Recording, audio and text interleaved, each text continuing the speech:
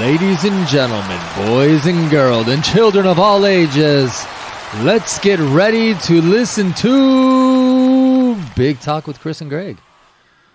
That was anticlimactic, but climactic enough, I guess. All right. What do you think? All right. If you didn't know, this is Greg. This is Chris. And welcome to Big Talk. Welcome to Big Talk, episode 1 million. Maybe not 1 million Not a yet. million. Not a million. So we just got done last episode doing our factions, wrestling factions. You know, just talking about Good one. Good stuff, man. good stuff, man. And we missed some, but you know what? We're gonna always miss some because we're not sitting here doing lists and detailed notes and weeks of research. We don't have a team yet. I don't know. So we're kind of winging half and writing down half. So it's okay. My intern's ready. Oh, shoot. I didn't know we were going to cut away this soon, but I guess we are going to, guys. We want to introduce our first. Is she getting paid? Or is Yes, this of course. Is this an intern position? No, I'm getting paid. Yeah. She's getting paid. I told you, dude, she won't take less than $20 an hour. It's all right. I got money. So this is our email screener, the 12-year-old. Hello. Hey, 12-year-old. Hi. So did we get, I know that we've gotten a couple emails before, but have we gotten any emails? I know you've been hard at work Yes. doing emails and all that stuff. So what do you got for us? Okay, so we have. Oh, sorry. We have an email from John. So it was about the episode. I think it was episode 8, where you're talking about the album covers. And so the first one was his first comment was, the first Black Sabbath album cover is actually a photo of a watermill. Yeah, we may have described that. It's close though. It looks like a witch in a graveyard. I mean, Yes. in my mind. Totally. And okay. Well, I'm not going to give you that one, John, but I will give you that one. Go ahead. Okay, the next one is Slippery When Wet. Original cover was only available in Japan. Which I think we did mention, when we were talking about it, I think first off we said Japan. Yes. So I think, And then I think we said Canada too. yeah, but we're good on that one. Okay, what else did John say? Okay, the last comment that he said was, Warlock was a German band and Daryl Pesh is still going strong today.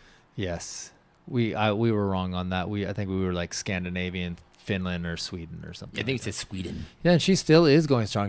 Because after Warlock she went solo and she started doing her own thing, but still had those same album covers, same ones that we talked about. But wow, thanks John for the email. Yes. What else? What else you got for us? You got any other information you want to talk about? You want to more information. flap your gums about something? A little announcement about how you can reach the podcast members is on Instagram. It's Big Talk CG. On Twitter, it's Big Talk CG, and for email, so you can leave more comments like John did, it's just bigtalkcg@gmail.com. Awesome. I love it. Now, I know that you have been listening to the podcast.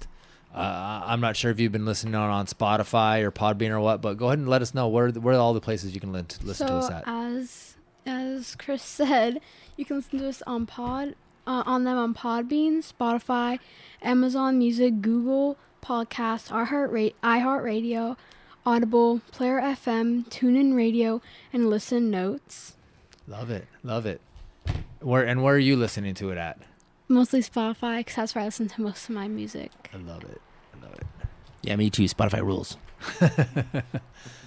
Anything else you got for us, 12-year-old? Episode 7, of course, as most of you listeners know, was the Halloween episode. And before I get to what I'm about to say, you should probably go watch it or listen to it, because it's a very good episode and it has a lot of, I listened to it myself and it was really good, and because I love Halloween, so it was a really good episode.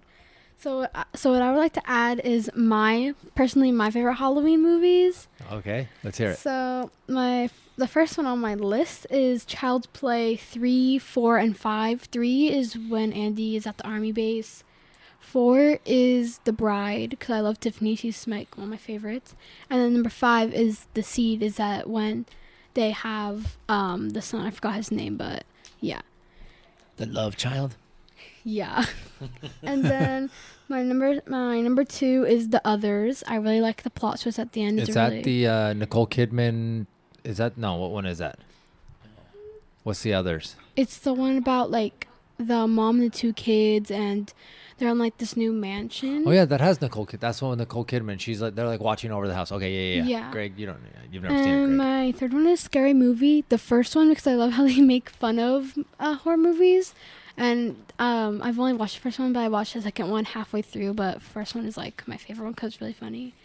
Then my fourth one is Scream, because that's like the first one in Scary Movie to make fun of, and I think I love like the characters in that one. And then my last one is probably It Chapter 1, the one from 2017. I think I like the characters, and it's just like one of my favorite movies of all time. So yeah. It's good to get a 12-year-old's point of view. That I think we have one overlapping movie there with Scream. Yeah, that that was the one we talked about. But we didn't talk about any other ones. But hey, she likes what she likes. She's a 12-year-old. All right, so let me ask you, 12-year-old, what's your favorite candy that you like to get on Halloween? Probably either Skittles or Crunch, and obviously like any full-size candy bar. Which Yeah. Well, hold on, everybody. Look who just came in. Look who just came in through the door. It's a surprise. The 10-year-old is here. Oh. I think she heard you say candy. So, you're not in the union yet, so you only get to talk for a second or two. We'll ask you the same question. What's your favorite candy to get for Halloween, 10-year-old? Hi. I'm the 10-year-old. My favorite candy to get on Halloween is candy corn. Of course, it's the best. Candy corn. We talked about candy corn. Yeah, we totally did. Yeah. And or the pumpkins, those are good The ones too. pumpkins, too. I They're like great, pumpkin too. more than candy corn. Love it. Nice. Cool. Well, thank you, 10-year-old. You can go now. Bye. No, can go. I'm not leaving.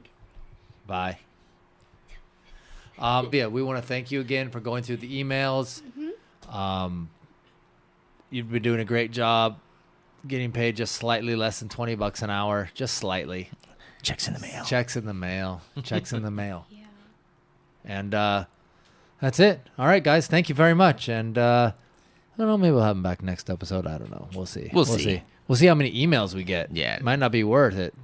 We might have to put it on a little height. John, you better come through with those comments. I need you. I need this job. Whoa. That was a plea to the nation right there. She wants the nation. She wants John and the nation to come through with comments and emails. Hey, you guys, I'm going to tell you this. If you enjoyed the 12-year-old being on today, you send emails, you send comments, you tweet at us. Tweet? Is that the proper adjective? Adverb? Whatever. Yes. Verb.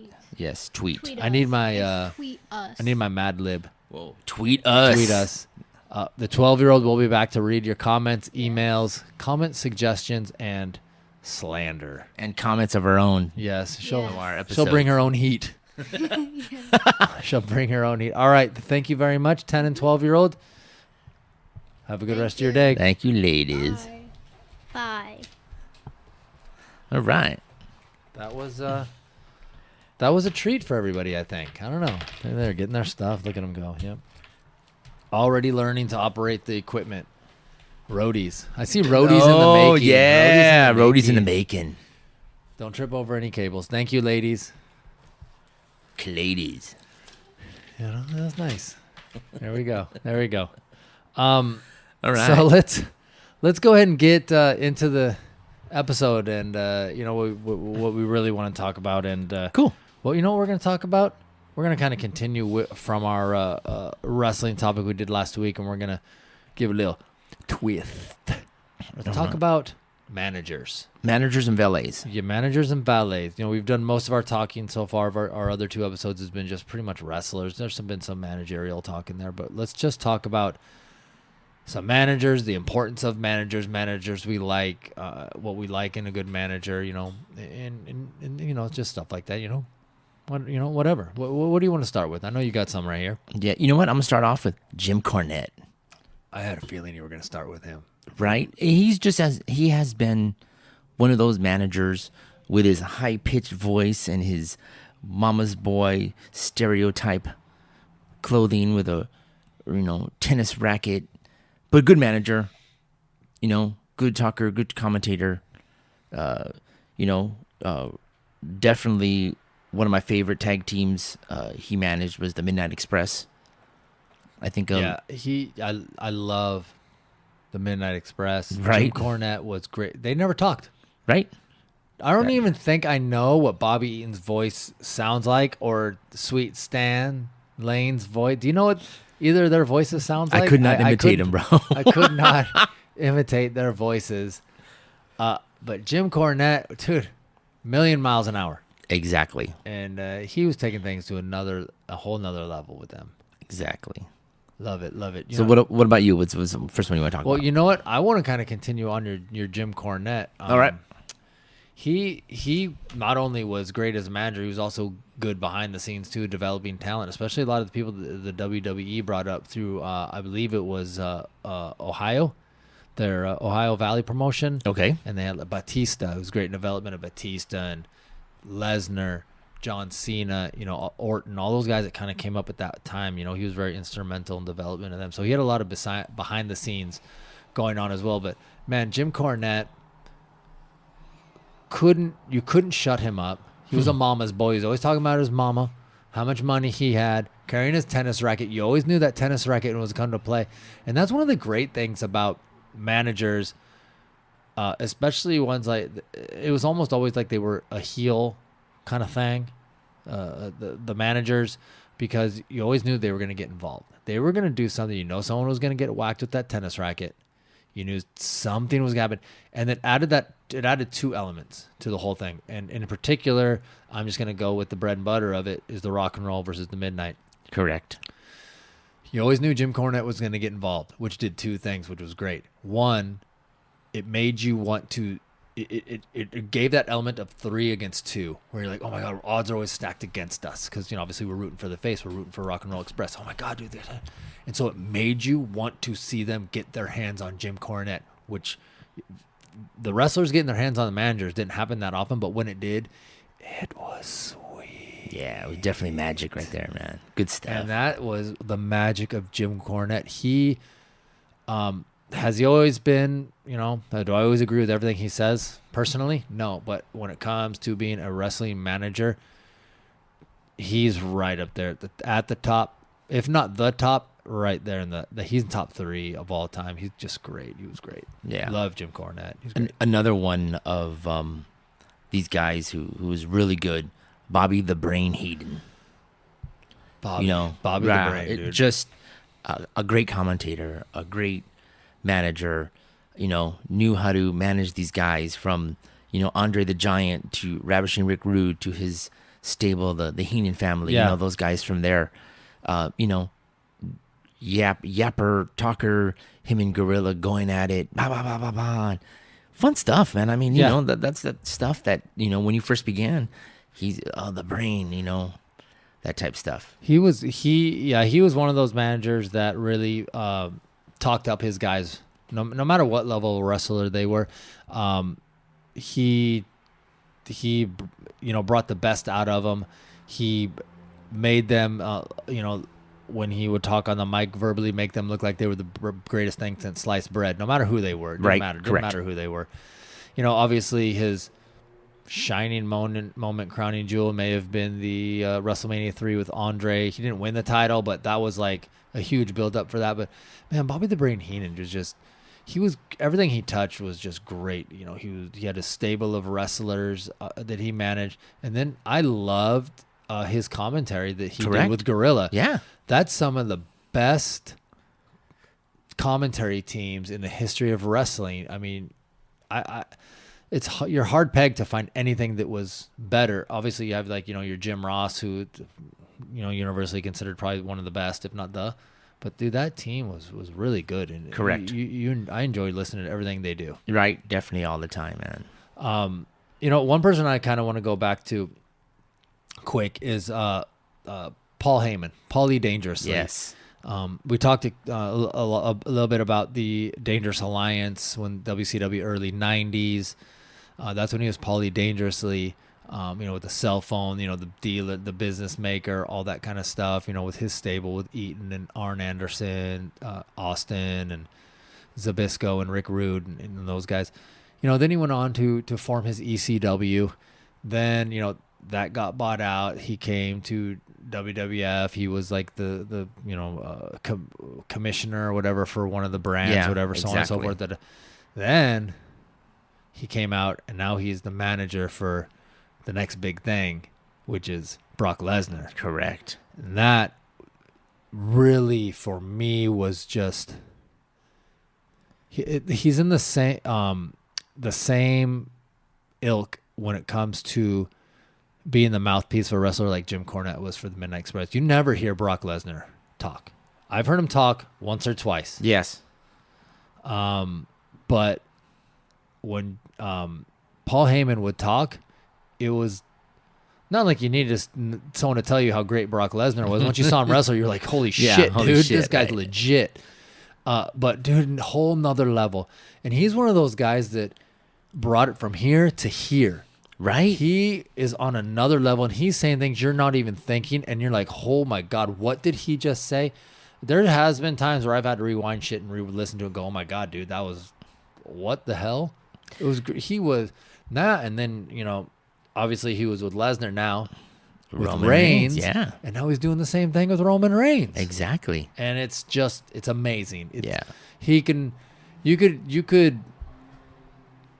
take him. He could walk a freaking peanut butter and jelly sandwich to the ring and make you think it was going to be the world champ. He's amazing, I like that. dude. That was one comment I read up on when I was doing my homework was, Heyman is just a sophisticated Jim Cornette.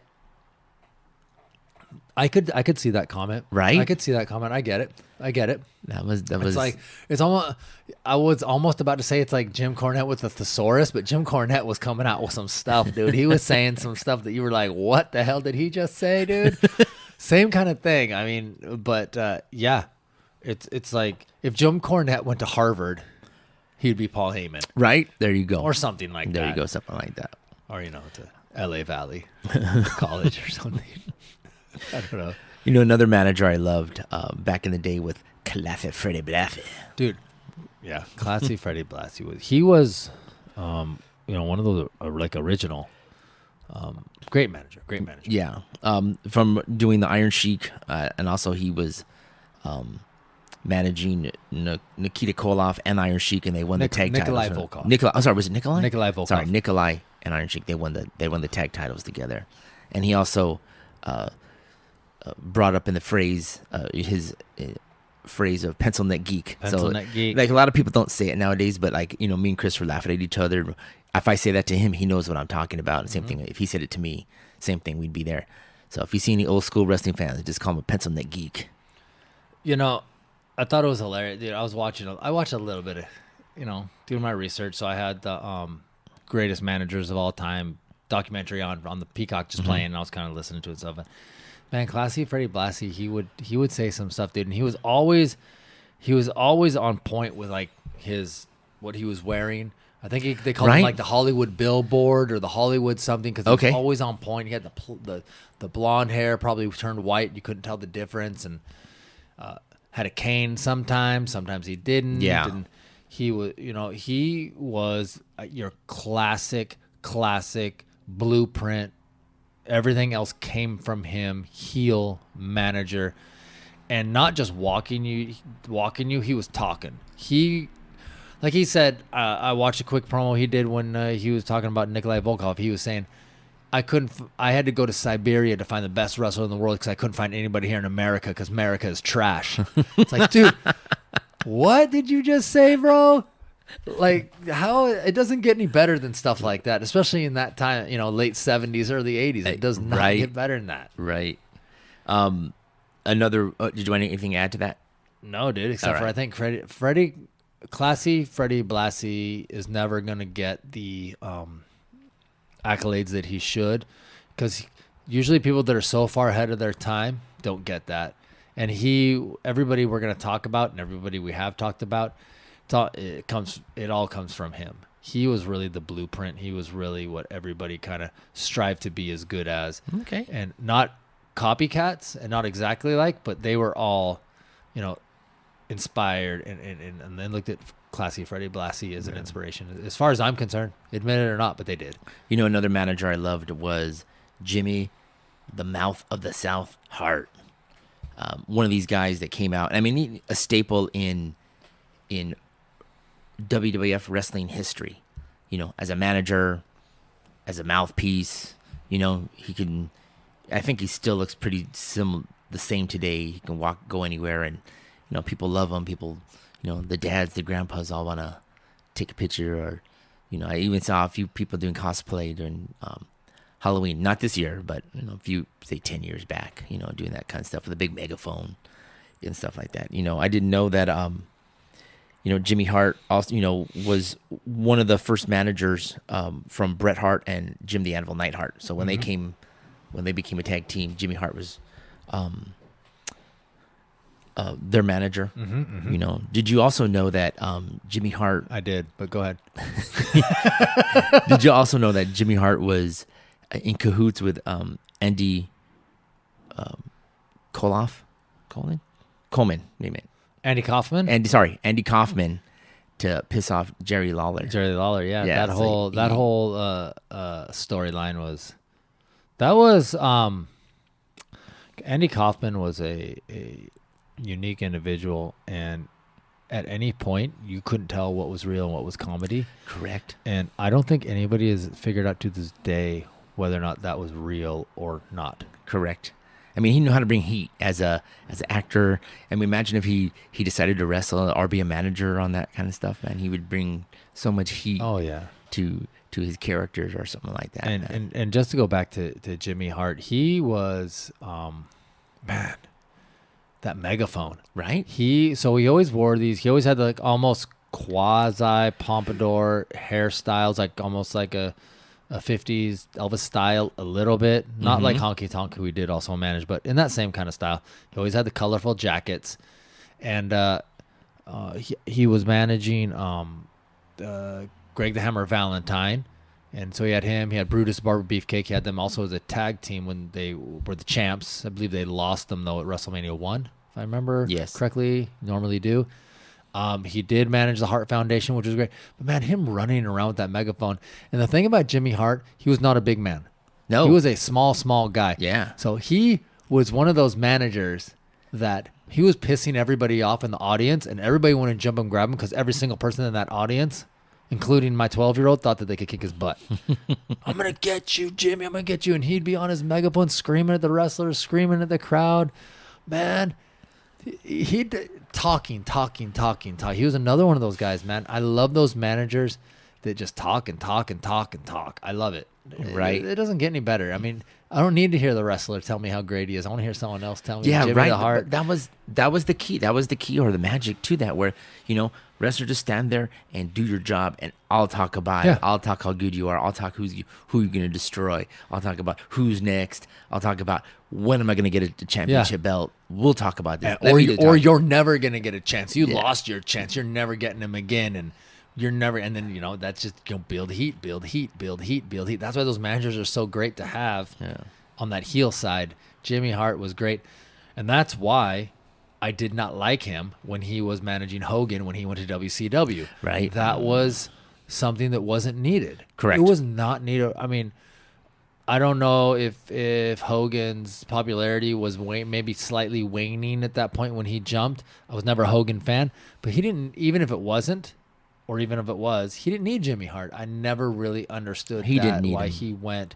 It just didn't make sense to me at all. He didn't need him. They just took anybody, signed him a contract. Hey, we're just going to throw you with Hogan for a few months, blah, blah, blah, blah. Yeah. Speaking of WCW, let's talk about J.J. Dillon. I love James J. Dillon. He was, obviously, we talked about him last episode. Correct. And with the Four Horsemen. Yes. Yeah, manager of the Four Horsemen. Did you know he was a mid-card wrestler? I did. I did. Just one of these guys that just couldn't go farther than the mid card, and I guess just decided to, you know what, I'm gonna start, talking and going on with people and stuff like that. I think for him, he found his niche behind the microphone. Yeah. Like one of those things. I'm just gonna talk or be an executive, out there talking to wrestlers. Manage Tully Blanchard, Buddy Landell. Yeah, I remember that's, sometimes you can't remember, people's names or wrestlers. And right now, while you were talking, I was trying to remember who it was that I remember first seeing him manage. And I was like, I remember he was the Nature Boy, but it wasn't Ric Flair. I was like, who was it? And then Buddy Landell, which is the name you just said. Yeah. And I was like, yeah, dude, that's I remember he was always wearing the tux with the ruffles when he was managing Buddy Landell, and that's when I remember him first, getting us started. And then, yeah, like you had said, he moved on to Tully one Blanchard. of J.J. Dillon's quotes that I love is, "You can't imitate, but you can't duplicate." Yeah. That still stands today, man. Yeah. Do anything. People can try to imitate Big Talk, but they ain't ever going to duplicate Big Talk. There you go. And so we're going to steal a little James J. Dillon. We're going to put that back on the shirt. And, So, he did the managing. And then I remember he was, still a manager, but he was a financial advisor or whatever for Tully Blanchard Industries. Executive consultant. Yeah, executive consultant for Tully Blanchard Industries. And then they started to before they were tight as the Four Horsemen, he was still with Tully, but then he was kind of dabbling with these other guys and talking highly about Arn and Ole and Ric Flair. And then as they went as a unit, it was just a natural fit, and the five of them together and him being the manager of the Four Horsemen. He, like we said in the last wrestling episode we did about factions, they didn't need him, but it was almost like he put the cherry on top. Correct. Another manager, which I did love, Mr. Fuji. Now check this out. Now, we know Mr. Fuji was a wrestler. Yes. But also, he was very entertaining in front of the TV camera. He knew how to work the camera, of course, he didn't really talk a lot other than saying, stuff in Japanese, if I'm correct. He did manage Demolition. Yep. And also Yokozuna. Yep. For some of those, man. But Mr. Fuji, it wasn't the best, wasn't the worst, but he still, found his ground in wrestling history. Mr. Fuji was dastardly. He was always getting involved, and it was like every match you knew he was gonna do something to get his team to win. He was a master at distracting Correct. the referee. He was the master at passing something to his tag team. He was, he had that cane. Dude, I always have a cane. They always got. Think about it. Go ahead through your mind, nation, and think about the managers, dude. The megaphone, the cell phone, the tennis racket, the cane, whatever they had, the urn. It was something that they could pass to their wrestler to gain an advantage. Correct. And the good man, the best managers could do that. Distract. Whether or not it needed to be done in a tag team situation or a single situation. Dude, they could even pass stuff to the wrestler while the ref is staring at them. Some of them were that good.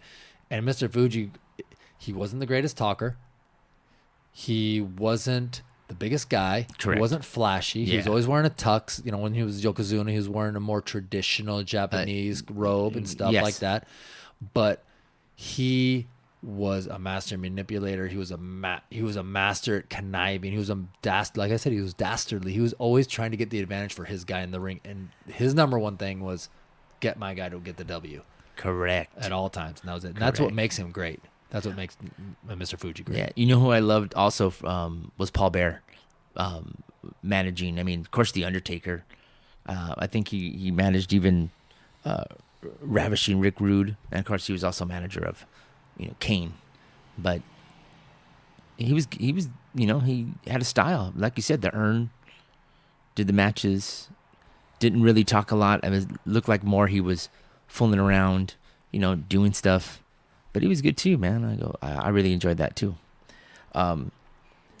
Another wrestler, manager, which I do love, because now we're going to start talking about some managers and valets. First one I'm going to bring up is the Sensational Sherry. You know, she was a manager and also a valet. It depends on which wrestler she was, managing, wrestling at the time. Or I know she managed Rick Martel, definitely Macho Man, and then she managed Shawn Michaels, at that point. But she was one of the vicious and knew every dirty trick in the book, as a manager valet. Yeah, dude. Sensational Sherry, in my mind, best female manager. She was legit manager. She wasn't eye candy just to walk you down to the ring like some of the ladies were. She talked. Yeah.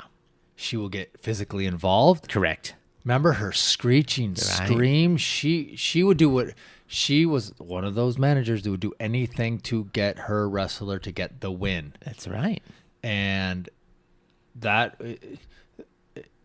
without a doubt, I don't even think it's close to anybody else who anybody wants to say. She's the best female manager of all time. She was a wrestler. Was she the greatest wrestler? No, she wasn't. But she was good. But when it came to managing these guys, obviously, with Shawn Michaels, really making him the Heartbreak Kid, really helping him kind of find that persona of himself. She was very instrumental. Yeah. She really brought that out of him. It's like, this is sleazy. Now dial it back a little bit. That was kind of what she brought out of him, and it was great. I mean, she also, I remember when she was the manager for Harlem Heat. Oh, that was great. People don't talk about that, man. That was, yeah. I mean, one, she's a manager, a female manager, white, managing two black wrestlers, Harlem Heat, and dude, that's just something you never do see now. You don't see that. It's unprecedented. She is so she was knocking down walls. She was really paving the road for anybody else that wanted to come after her, and doing all these great things and making statements and just doing a great job. I mean, you could, if you wanted a manager, if you wanted any manager, it would be hard pressed for you to even find someone better than Sherry. Best female manager of all time. But she's definitely, if we have to rank them, she's going to, I don't want to use the word slip as in a bad way, but she's probably going to slip into my top 5. She did great things, man. She did great things. Yeah. I'm going to bring up, since we're talking about managers and valets. Chris, what's your favorite valet?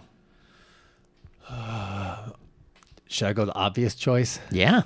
Elizabeth. Elizabeth, right? That's what I was talking about. Yeah, Elizabeth. Now, as a valet, different from a manager, she didn't get involved in matches. If she did once, twice, I really, I want to say close to never. Especially with a Macho Man. I can only remember Man. one time. The only time I can ever remember her not even really physically get involved was, I believe, don't quote me on the year, but I believe it was SummerSlam 1989. When Hogan and Macho Man were tag teaming? Yeah, against Andre and DiBiase. Am I correct with their opponents? Yeah, it was. And remember, she took her skirt off and was just wearing her underwear. And everybody, the look on Ted DiBiase's face was like, who? It's like, come on, bro. That's when Macho got crazy and Hogan's like, yeah. They got the win. And then I don't know if it was at the same end of the match where Hogan had her up on the shoulder. Yes. So it was kind of like a climax of the whole.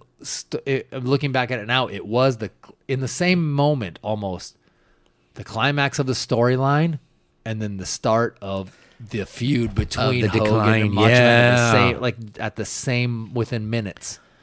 But man, she was a great valet. I also remember one of them. Obviously, she always was classy. She came to the ring in her her gowns, her sequined gowns, and just looking classy, and always her hair done nice and all that kind of stuff. And but the thing that really came out in her, especially with managing Macho Man, was she always was concerned. Correct. She always had that concern. And yes. that just added another layer. Like, if he was getting beat up, Macho Man's getting beat up, and Elizabeth is, she's concerned. Oh my God. It's like twofold on the whole. Well, that storyline was good, dude. They knew how to work it, man. Yeah, they knew how to work it, and man, as far as valets are concerned, it really doesn't get any better than that. And I remember there was the whole storyline, when she left, and going back to someone we just talked about, Sensational Cherry, when she was Sensational Sherry, when she was managing. I don't know if he was the King at that point, but King Macho. He might have been the Macho. I think he was still the Macho Man. And I did think Sherry did manage him at the time. And she was managing him, and I remember he had lost a match. Something happened, and she started getting crazy on Macho Man, and they had shown earlier Elizabeth was in the crowd. Do you remember that? Yeah, I do. It was at one of the papers, and then she jumped the guardrail and came in there, beat up Sherry, and then Macho Man and her looked at each other from that side of the ring, and Macho Man's like, "Ooh yeah," and like looking at her like, "I'm gonna give you a hug," and she's like, "I don't know," and they were kind of looking at each other. There was this whole emotional thing. And then, like, they run and they hug. And remember the classic shot is that lady in the crowd crying? They probably still show it today. They still showing it today. And, man, that was great, dude. Dude, are you sure you weren't crying, man? You described that pretty well, dude. I was crying. I wasn't. Because that's a moment that is, you remember, because it's like, yeah. I'm going to say it now and I'm going to say it. They don't do stuff like they used to, man. They don't do it What? like because think about this. Maybe you don't watch it enough. Because think about this. That's a long storyline. That was a long storyline. And I love it. But, as far as valet goes, Elizabeth, if you kind of want to go back, back from now, but fast forward from there, as far as valets that were of kind of the newer era, one of the first ones was Sunny.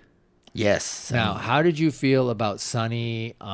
I personally, she was a trendsetter. She was one of the first like diva style valets. She talked. I thought she sometimes sounded kind of ditzy. I think she definitely did not sound like, she didn't convince me that anybody was even better, and she didn't add anything to it. And it was kind of one of those things where, let's throw her out there. She's blonde. Apparently sewn. We talked about this earlier, and I'll just come out and say it. I did not think that she was all that. I did not think that she was not one of those women that they would put on the TV that I would sit here and go, "Oh my God, she's hot." Or those never crossed my mind whenever I saw her. I was just kind of like, this looks like plain Jane, and it's not adding anything to my enjoyment of what I'm watching. And she did not add anything to the team she was managing or the individuals. What I remember from Sunny being a kid, I liked her. I thought she was pretty and sexy, and you're right. But what she did is she just really went to any tag team that won the belt. Yeah. Her list of who she managed was the Body Donnas, the Godwins, Smoking Guns. Come on. I go, did you know in 1996 she won Manager of the Year on Pro Wrestling Illustrated magazine? I did not know that. Yeah. She even... that was a COVID year. Right. She even managed Farouk, and she was also valet for the Legion of Doom. Yeah, I remember her LOD. Didn't she? I believe I'm right when I say that the Smoking Guns were the world champions. They lost the title, and then she fired them right after the match. Yes. Am I correct? Yes, that storyline. And that on just that shows her. If that's the kind of storyline you want to keep going with her, like she only wants to go with winners. Yeah. I guess that's the way to do it, man. She never really impressed me. She never really rang my bell, I guess is the best way to say it. And I was never really impressed with her. I don't know if any other wrestlers, but I know one of the Chris Candido. She was that was her boyfriend at the time. So maybe when she first began, or I think he was with Tom Pritchard and they were a tag team at the time. Mm-hmm. So probably when they lost the belts, she dumped him and found somebody else. Yeah. But I did like Sunny, dude. Yours is I didn't like her. I didn't think she was pretty. I didn't think she was sexy. My point of view was, she wasn't the sexiest one in the world, but if I had a poster of her on my room, I'd probably enjoy it. Well, let's flip it. Since we're talking about valets and female managers and the like, let's talk about a couple right here. And I think we can almost put them together because they had such a legacy together from the Attitude Era. We'll talk about two. Trish Stratus, who came into WWE originally as a valet / manager. She was a little more than a valet. And Lita. Correct. So obviously they had a feud together wrestling, but of course, Lita came in with, I can't remember the name of the wrestler. I'm sorry, maybe you have it written down. I don't. Lita came in with Matt and Jeff. No, she came in with a singles guy before that. Yeah, she did. And Trish, she came in with a tag team. Do you remember which tag team that was? Yeah, that she came in with a TNA, which was Test and Prince Albert. That's right. That's right. That's what she came in with. And then she was also later to manage Val Venus. She managed him for a little bit. That is correct. And then she came on to be one of the greatest divas. I could do. Was that the Divas era? Yeah, that was a Divas era. Divas wrestler of all time, for sure. Now that you stole my thunder with Lita, Lita was also one of those manager, valet wrestlers that, did Team Extreme, where she was wrestling with the guys, and then also she was also a manager of the Hardy Boys. Then at the end, she was a valet manager of Edge. Remember when Edge won the title for the first time, or they had the live sex act on Monday Night Raw, which probably had the highest ratings So in a long time. I ran and got my phone. She originally came out with SL Rios. I believe he may have had a mask on or something like that. I'm not sure, but Oh, okay. she was first with him, and then she obviously went with the Hardy Boys. And Yeah. Team Extreme. Would you consider that a faction? She was a wrestler. Is that a faction right there? Yes. Because we talked extensively about she would three wrestle person. girls, the divas. She would do whatever. that moonsault off the top rope. There was Correct. no one else doing that. And then she was, hanging out with the guys doing flips, or if they are in trouble, they're trying to do something, a flip from the top rope or something. Now, when she started wrestling more, would you still consider? I mean, what did she? I mean, okay, so we've been talking about these managers and stuff. They were talking, or valets, they walk them down, whatever.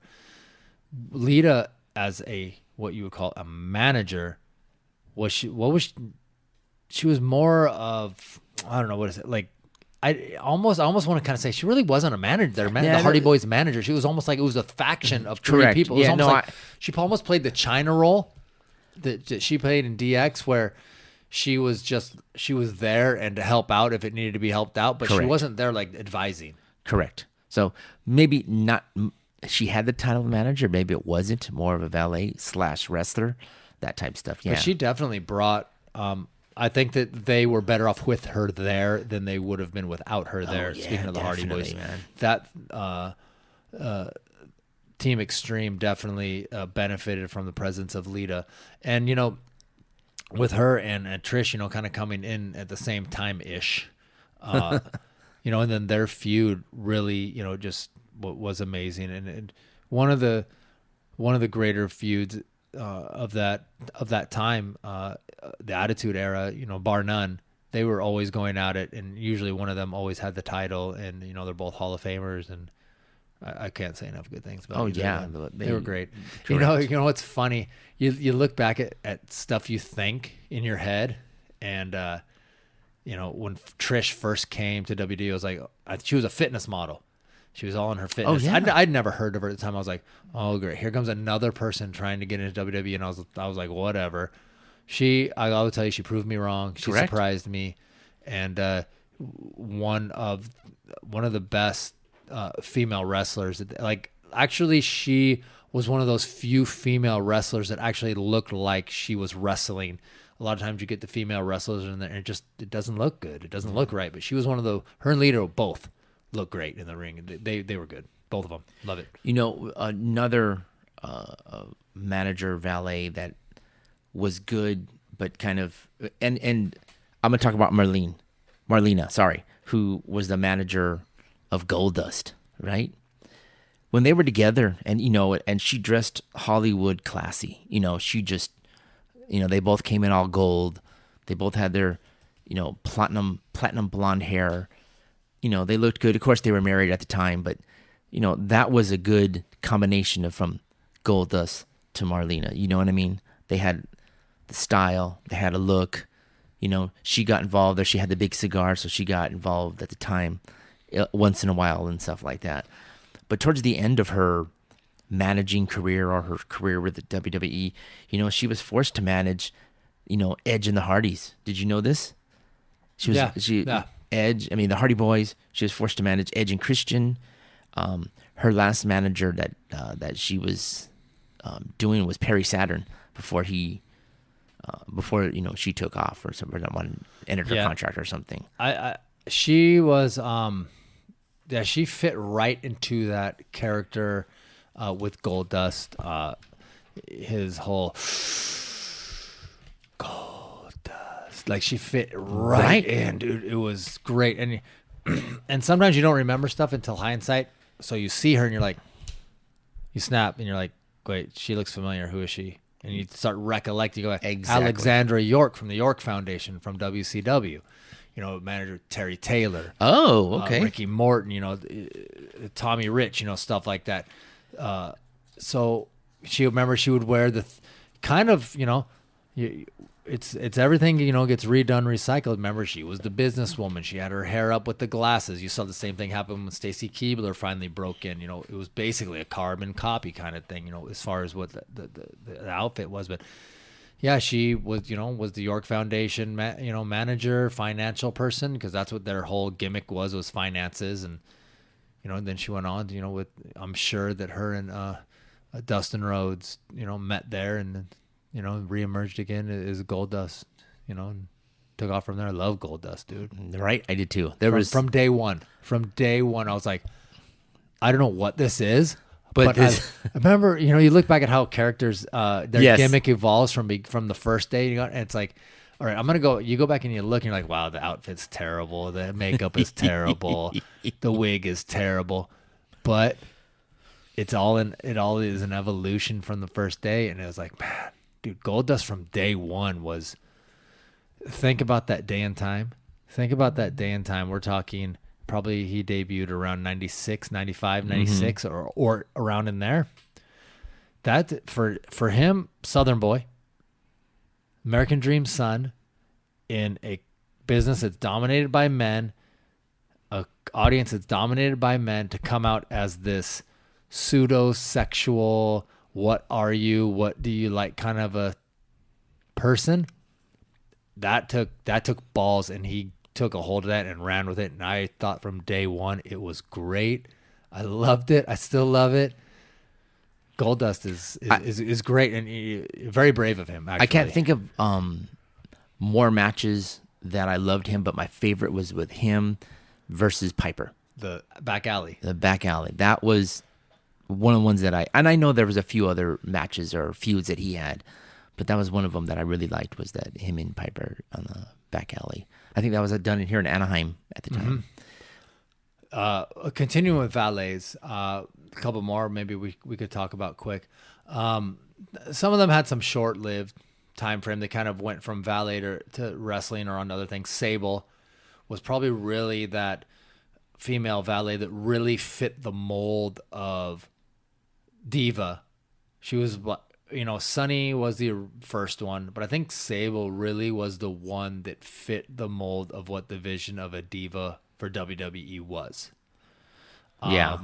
And of course, you know, she didn't come out. She didn't come out with Mark Merrow first. I can't remember who she was first out with. You know what? She first came out with Triple H.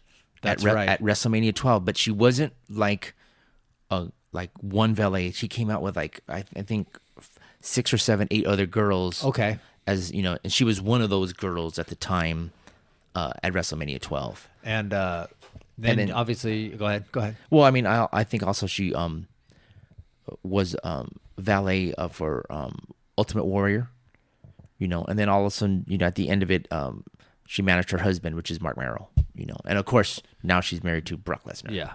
But she doesn't wrestle anymore or come out or do anything. Yeah, man, she was, you know, she was as a manager, she didn't really add anything to the managerial aspect. That was more of what they were looking for in WWE. You know, and as a wrestler, she was okay for someone that really wasn't a wrestler. You know, her Sable bomb that she delivered, she always was on point with that. You know, she had a couple good moves, but she definitely stole the spotlight from Mark Merrow for sure. And definitely that right. was, you know, and I think that, you know, that was real life jealousy too. You know, it wasn't just an in-ring thing. That was kind of what it was like. You know, yeah. Kind of tore that relationship down, right? I guess. You know, going back to, I want to bring back Stacy Keibler. So she was also one of those girls that came out, started off as the Nitro Girl, on yeah. WCW. And it started off getting that angle that way. And then they had her as a manager / girlfriend of David Flair as one of the first things that came out. They had as that group of people that was weirdos, yeah. correct. And then also she was also managing the Dudley Boys, and then I think she ended her managing career as Scott Steiner's valet. Oh yeah, Scott Steiner, dude. Yeah. What are your thoughts on? We'll bring up a little blast from the past. Captain Lou Albano. Now he was a little bit before my time. Yeah. I didn't get to really see him on TV, so I kind of got to go back and see what review on Peacock and see what he's done. But man, he was definitely an original. He was a talker.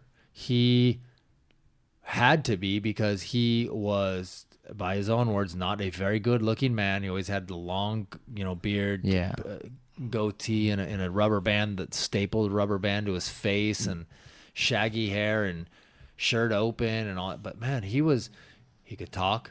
He was a great manager. I mean, when you go back and watch those matches, he was involved. He was talking. If he needed to have your back and do something, he would. I mean, Captain Lou was great. Lou was great. I think that he was also one of those pioneers from the rock and wrestling connection. Oh yeah, from WrestleMania 1. Yeah, I think they brought Cyndi Lauper in or something like that. Yeah, so you're right. There was a brief stint where she would come in, or people knew him from the the video Girls Just Want to Have Fun. So Captain Lou, he's a wrestler too. Maybe they flip flopped on from watching MTV to Channel 13. Well, Captain Lou definitely was head of that rock and roll connection. It was great right then, dude. He was right place, right time. But he wrestled before. Was he a wrestler before? I don't know, man. I'm not sure on that one. I'm not sure either. So let's flip it to someone else that really, if I do remember correctly, Rambo make a cameo in the background right now. Paul Ellering. Yeah, Paul Ellering. Okay. The Road Warriors. Yeah. I think that might be the only tag team he managed. I'm not. He also really... did NXT at Acolytes of Pain. Oh Jesus! Yeah. Oh, that's right. He did. He did. And I did not dig that. No, they were trying to make them like a newer version of a. It was almost like a Road Warriors 2.0 kind of thing. Paul Ellering was one of those guys that was actually powerlifting champion when he was younger. Okay. Segued himself into being a manager for the Road Warriors. Go Rambo, go! And he would get in the ring, because I remember him participating. It may have been the first War Games, but it was at least the first couple where he was actually in the match. And he was not a small guy. No. And, the Road Warriors were good talkers, especially Hawk. And Hawk would say some jibby-jabby, jib-jabberish that you were like, what the fuck did he just say? I'll tell you what. And I'm like, and then Paul Ellering would come in with like a two-sentence phrase. And That's right. You're like, that's right, and it'll be the end for you. And you're like, sick, dude. Oh, man, that was good. That was. Yeah, I really like Paul Ellering. He wasn't the greatest talker, but he was almost like, I'm one of the guys. I'm one of the guys, definitely. And I'm not a Jimmy Hart. I'm not a Bobby B. Heenan. I'm not a Jim Cornette. You're not gonna be able to just run through me, to get to the ring. I'm here, and I'm a little bit of muscle for you guys to have to get through, and I'm gonna be here for my tag team. And, I always thought that was great to have that. One I want to say manager, because I don't think she was a valet, was Vicky Guerrero. Now, after Eddie passed away, they came up with a storyline for her to betray Rey Mysterio Jr. and team up with Edge. Oh yeah, I remember that. Did they get married or something like that? Yeah, well, that's part of the storyline. Yeah, part of the storyline. Married, part blah, of the storyline. blah, yeah. Blah. And then she also had a small faction herself as the La Familia, which was Edge, Chavo Guerrero, Edgeheads, which was Zack Ryder and Kurt Hawkins, and as a little faction of La Familia. I remember that briefly. It was brief. She also managed Lay Cool, which is Layla and Michelle McCool as a tag team from the ladies, probably on the Diva area. And then her last manager thing was Dolph Ziggler, which still was fun, which is a good one too at the time. So they did some stuff with her. They worked with her, helped her out, gave her, you know, a job to help her family out, man. Because you know, after Eddie died, man, that was dude. That was tragic. And she was never on the TV before Eddie. You know, I mean, as soon as he passed away, oh, this is Vicky, or maybe you saw pictures of her, but she was one of those heel managers that made me hate her because there were screams. Remember, she was in the wheelchair for all the time and stuff. Trying to. I think I hated her most was with Edge. Oh yeah, I hated her most of the Edge. And she, you know, made me hate her. They on were that sleazy, dude. and then you know, with Dolph was good, but it's still same thing. It just made me with Edge really pissed me off. Yeah. You know, that kind of stuff. So there, you know, we really have talked about a lot of the managers, and I know there's a bunch you still want to talk about. One I just want to kind of throw out there. Well, two. One you just kind of mentioned quick that I just want to mention something about was Paul Bear. Paul Bear, great gimmick. Percy Pringle, he was a wrestler, kind of flipped it into being a manager. He came out with The Undertaker, and then he was with Kane. I thought that he was great with Mankind. He did a little bit of work with Mankind, and it was always nice to see.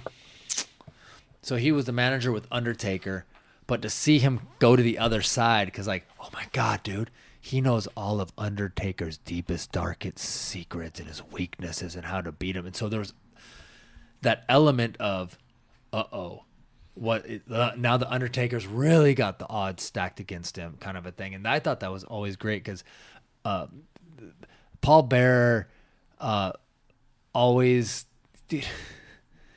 Radio is all on Undertaker.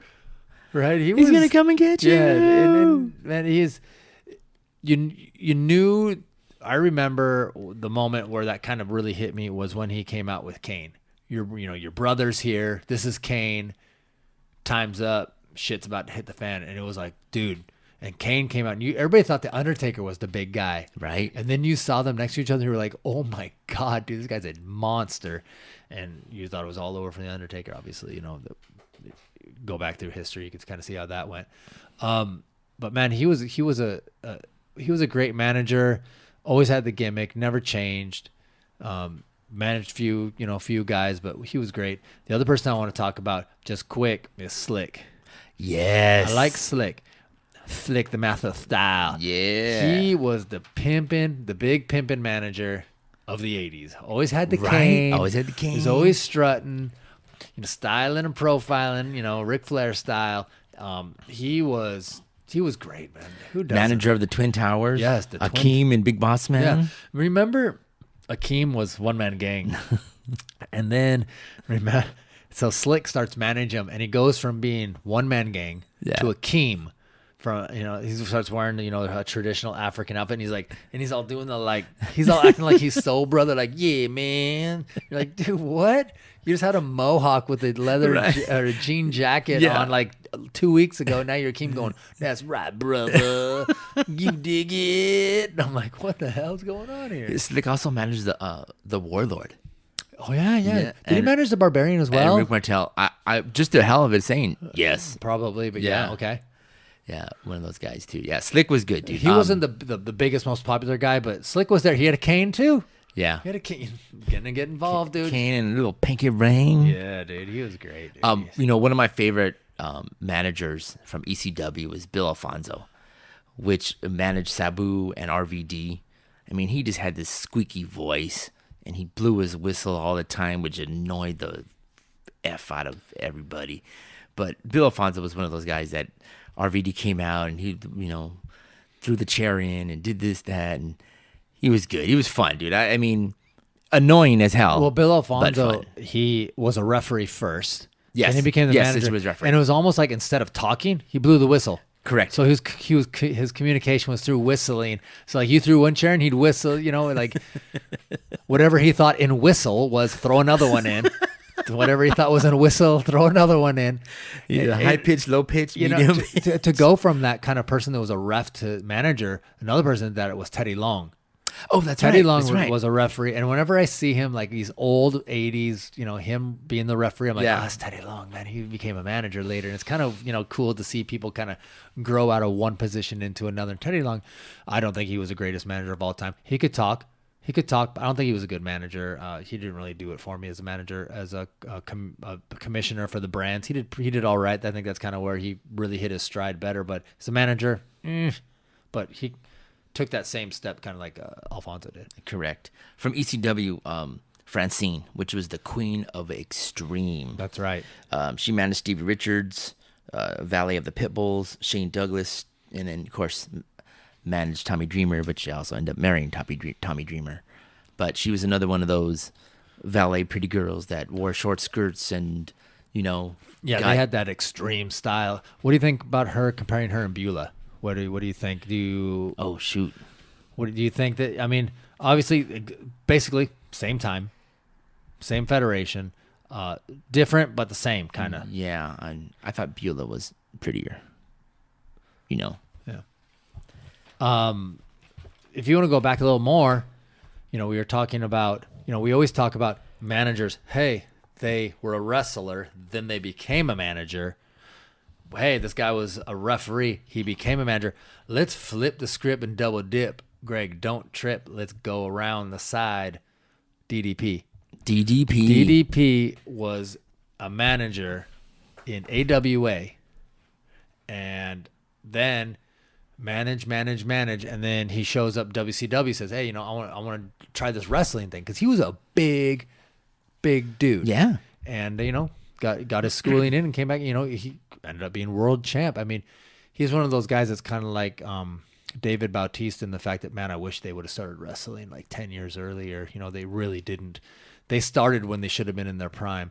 And so when he was in AWA, God, what was that tag team? The Diamond. Oh, God, I can't remember. It was I can't remember the name, the two guys that were in it, but he had a tag team that he managed that were the champs there. And then he also The Diamond Dudes? I don't remember. I'll look it up while you're talking next. But he also was manager of the Diamond Stud. Oh, okay. Yeah, the Diamond Stud. And that was the big two that I remember him kind of doing in AWA. Then, he kind of went on to NWA/WCW kind of thing. It grew from there. Exactly. Then he became who he was. And we talked a little bit about him in the last in our factions episode going against NWO. But, man, DDP really took the reverse route, managing and then wrestling. Yeah. Just jumping into AEW, bringing up some new stuff. Iron Anderson is now a manager, manager of Cody and the Nightmare Family.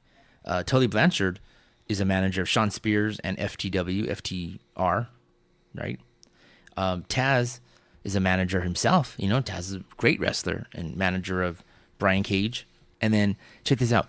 Jake the Snake Roberts is a manager of Lance Archer. These are these guys from AEW bringing them. Of course, these guys aren't wrestling, but just their name, just their style, just their presence are bringing these younger guys up and showing them a way, a style, or just, something. So here, I told you I'd Google it, so I Googled it up. The tag team that DDP wrestled was called Bad Company. It was Paul Diamond and Pat Tanaka. I remember they were big on AW when it was on ESPN. Remember they had that from the Showboat or something like that in Vegas. He also managed Colonel De Beers, Kurt Hennig, and Medusa, and they were called the Diamond Exchange. That was the number, the team kind of thing I was trying to remember. But man, that I remember seeing him there, man, and it was and then he worked his way up, got his training and became a wrestler, kind of that reverse route. So that was good to see. The last wrestler I'm going to bring up, Chyna. I know we talked about her in last manager or wrestler. Whatever. I mean, valet. I mean, how we kind of doing our style today of just, she DX, both versions of DX, herself as a wrestler. I mean, same thing, manager, and then became a wrestler. But Chyna was also one of those, that I'll bring up as a manager, valet, didn't talk today. Much. Didn't got talk involved much. If she had to. They would always, say something. They'd say some, chauvinist or snide comment, and they say just ask China, and she just like smirked, like yeah, like you know what I mean? Like she was playing the character that they needed in that group because it was comedy. Then of course you had Rick Rude, who was perceived as the muscle. And then you had you're always in a comedy team. You have the funny guy and the straight guy. The one that laughs and makes all the jokes, and the other guy that doesn't. China was like the straight guy in DX. Right. Didn't make the jokes, didn't make anybody laugh, but all the jokes could play off of her, and she could, it just really kind of rounded up that whole group really well. DX probably would not have been. It may have been, but I think China really added. Added an element to these guys, man. And you never saw anybody like her in WWE. No. She was badass, dude. Yeah, I mean, she was an Intercontinental champ. She was beating guys legit. She was legit, as legit is, but she was holding her own in the ring against grown ass men. You mean wrestling's not fake? It's not. It's not fake. It's predetermined. It's real. It's real. It's real. Yeah, it's real. What are we talking about? It's real. It's real. Wrestling is real. It's real. Anybody else you got on your list you want to talk about, man? My list, I'm done. I'm good. Yeah, I'm good too, man. So why don't we say goodbye to everybody? Right. Thank you for listening. Thanks for listening. You can get a hold of us, like the 12-year-old said. Instagram, Big Talk CG. On the Twitter machine, Big Talk CG. Email, bigtalkcg@gmail.com. All right. And we're going Podbean, Spotify, Amazon Music, Audible, iHeartRadio, Player FM, TuneIn Radio, Listen Notes. I think I hit them all. Where's Apple Music and where's Pandora? Pending. They're pending. Are you sure? You've been telling me that for the last 4 weeks. What's going on, Chris? They're pending. All right. They're pending. All right. People want to hear us on Apple. All right, guys. That's going to do it for this episode of Big Talk with Chris and Greg. Until next time. See ya.